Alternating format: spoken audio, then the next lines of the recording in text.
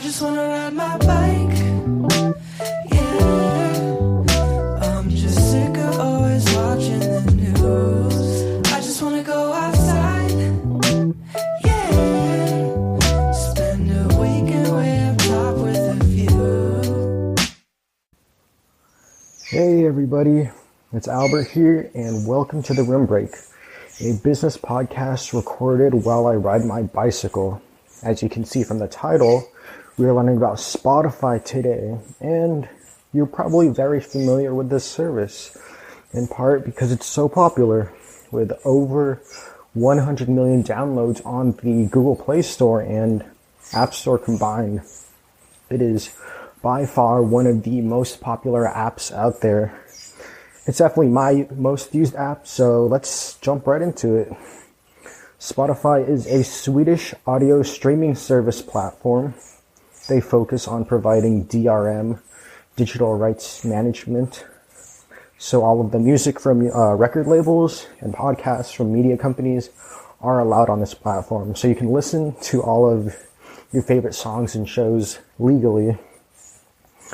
And Spotify is a pretty odd name for a streaming service, but there's a story that floats around the internet about the name Spotify, and this was a result of both of the founders, Daniel Ek and Martin Lorentzon.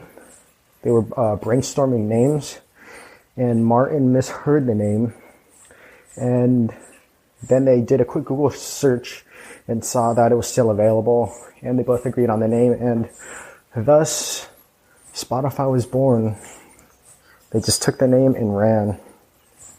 I personally think that this was a really smart choice because the name isn't the most important part for a business or a company. You can have an amazing name but a terrible product, and thus it's an unsuccessful venture.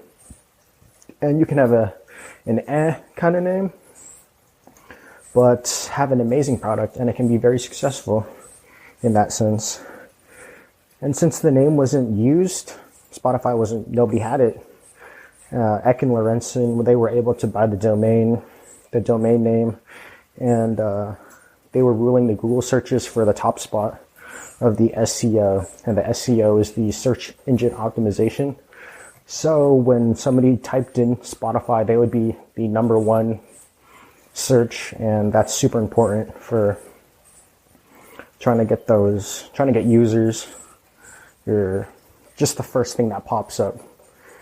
And with this case, Spotify had an kind of name, but a really great product to follow through with their name. Some of these unique findings that I found were where they were based out of. So we have to definitely talk about the local area of where Spotify was founded. So Spotify was founded in Sweden, and this played a significant role in their success. So more specifically, Spotify was founded in Stockholm, Sweden. Stockholm is known to produce the highest number of unicorns per capita than any other city other than Silicon Valley. For those who are unfamiliar, a unicorn is a startup lingo for a startup valued at over $1 billion. So Stockholm has a lot of these roaming around. Just a lot of $1 billion startups, companies just coming through that city. Stockholm also has a population of around 960 million. Some examples of these unicorns are Skype, Spotify, Minecraft, Candy Crush Saga, etc. They have a whole bunch of them.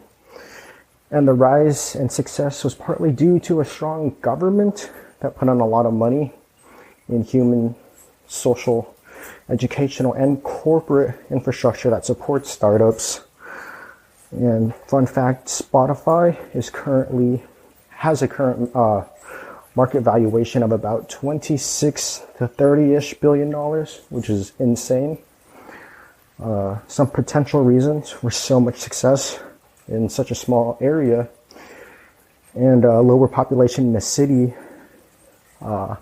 is that since it's pretty small, or should I say there's like a limited customer base in Sweden. It forces companies to expand out of the area, thus reaching a global market. So how did Stockholm get such an early start? Well, again, the government helped. They built the world's largest open fiber network in 1994, with 100% of businesses and 90% of homes tapping into that infrastructure today. The Swedish government also gave tax breaks for residents to buy personal computers. So with this early technology, people got a head start with learning the technology at a very young age. And this early adoption of tech translated a lot to very tech-savvy people today, because the most common job in Stockholm is a programmer, with 18% of the city employed in the tech sector. Daniel Ek, the CEO and founder, attended Stockholm's Royal Institute of Technology, and his first year there, that's where he got the idea for Spotify. Some other interesting facts about Stockholm is the taxes and the cost of living is very high, but citizens do get free college and healthcare. And having a company fail or bankrupt can affect your credit rating for life, and you do become a personal liability. Thus, it is less enticing for one to start a business here. And more about Ek. At a young age, he was designing web pages, recoding games, and just challenging his computer science skills for fun with all of these little tasks over and over again. And let's jump into some other interesting things, little timeline. So Spotify has grown to a giant over the years. It is used in 61 countries, about 159 million active users, and a library of about 35 million songs. The startup was out to solve the problem of piracy in the music industry, and Spotify was officially launched as a business in 2008 with the same freemium model that you see today. And freemium is when an app can be used without paying for it, but to unlock all of the features like the ability to download songs, make playlists, on-demand plays, all of that good stuff, the premium features. But the pricing starts out free for the free user, $4.99 for students premium, $9.99 for personal premium, and $14.99 for a family premium plan, which allows 5 family members to share an account. Ek wanted to make a service that was more convenient and better than pirating music from sites like Napster, LimeWire, and the Pirate Bay. Ek also wanted to compensate the artists and labels because piracy was causing them to lose billions of dollars each year.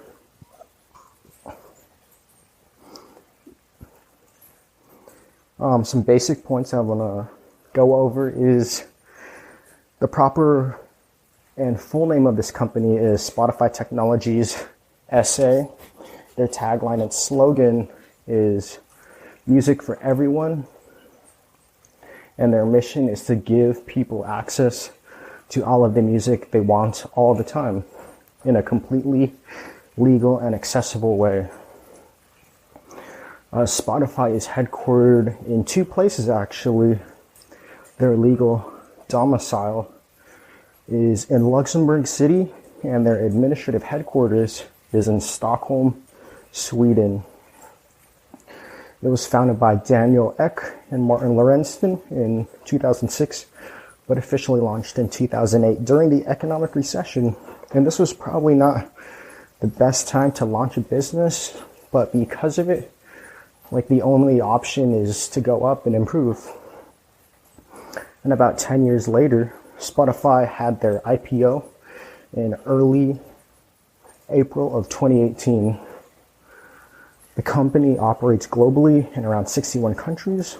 They are constantly expanding, and they have about 4,000 165 plus employees currently employed, and according to Glassdoor, many of the current employees love the culture and working at Spotify.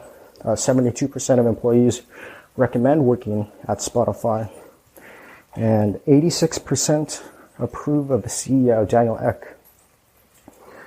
The service that Spotify provides is bridging artists and record labels to legally let music fans/users listen to their music. Spotify wanted to help compensate artists and everyone in between, because at the time when sharing and stealing music through uTorrent, Napster, LimeWire was at its peak, the music industry was losing billions of dollars for stolen, pirated music. Spotify had good intentions because all they wanted to do was combat music piracy. Spotify in the future is putting a heavy focus on live events and recording these sessions. It's like a Tiny Desk concert from NPR, and Apple currently shines in this spot because they have many shows where they live stream performances on their platform. Also, the compatibility with smart speakers and home assistants are basically non-existent for Spotify because they do not currently have a physical product like a Google Home or Apple Pod or an Alexa or something like that. And let's jump into their competitors. So many of the big tech giants also hopped on the streaming service train. Companies like Apple in 2015 with Apple Music put their own twist on it by having exclusive deals with popular artists like Drake, Frank Ocean, and Taylor Swift, for example. Apple Music users were able to listen to their music first. Another example is SoundCloud, when they incorporated SoundCloud Go in 2016, which was their first attempt at a live streaming or at a streaming service. SoundCloud doesn't have the largest library in comparison to larger players like Pandora or Google. Yeah, and then Pandora and Google also hopped on this streaming service train. So, yeah, lots of people are joining the game. It's a pretty saturated market, but people love their music, you know? And some minor hiccups along the road for Spotify. Some major record labels and popular artists were not happy about how much money they were getting getting paid per stream. So the holder, which is like everybody within that label and artists, songwriters, etc., everybody in there, they were getting paid about 0.006 to 0.0084 dollars per stream. So yeah, that is very little per stream, but once you get a bunch of streams, then you get like $10 per 1,000. But yeah, you definitely need to have other revenue streams in order to live like a fulfilling life. Probably the most well-known example was from Taylor Swift. She did not feel like she was getting compensated. Writers, producers, artists, and creators of this music, or they just weren't compensated as well. That was weird. But as of today, she in currently 2019, she ended her feud with Spotify in her music stream, and her music is streamable through Spotify today. Another example is Jay-Z. He wasn't happy with the compensation, and we know Jay-Z from his music. If you've listened to it,